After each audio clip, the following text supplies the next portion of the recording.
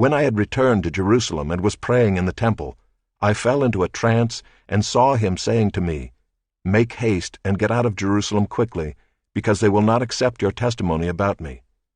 And I said, 'Lord, they themselves know that in one synagogue after another I imprisoned and beat those who believed in you. And when the blood of Stephen your witness was being shed, I myself was standing by and approving and watching over the garments of those who killed him.' And he said to me, 'Go, for I will send you far away to the Gentiles.' Up to this word they listened to him. Then they raised their voices and said, 'Away with such a fellow from the earth, for he should not be allowed to live.' And as they were shouting and throwing off their cloaks and flinging dust into the air, the tribune ordered him to be brought into the barracks, saying that he should be examined by flogging to find out why they were shouting against him like this.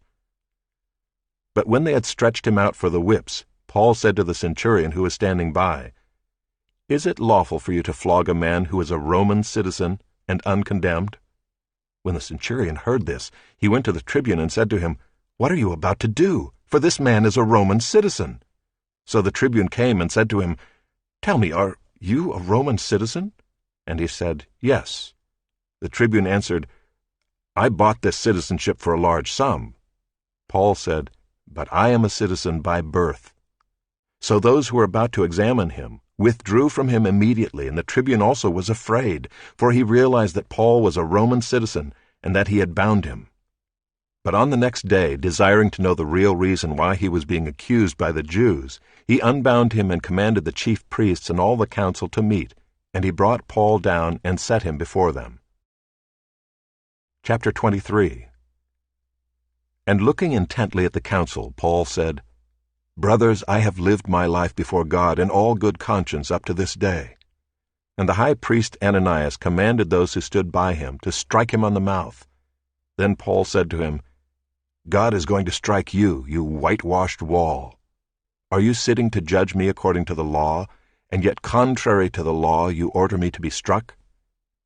Those who stood by said, 'Would you revile God's high priest?' And Paul said, 'I did not know, brothers, that he was the high priest, for it is written, You shall not speak evil of a ruler of your people.' Now when Paul perceived that one part were Sadducees and the other Pharisees, he cried out in the council, 'Brothers, I am a Pharisee, a son of Pharisees. It is with respect to the hope and the resurrection of the dead that I am on trial.' And when he had said this, a dissension arose between the Pharisees and the Sadducees, and the assembly was divided. For the Sadducees say that there is no resurrection, nor angel, nor spirit, but the Pharisees acknowledge them all. Then a great clamor arose, and some of the scribes of the Pharisees' party stood up and contended sharply, 'We find nothing wrong in this man. What if a spirit or an angel spoke to him?' And when the dissension became violent, the tribune, afraid that Paul would be torn to pieces by them, commanded the soldiers to go down and take him away from among them by force and bring him into the barracks.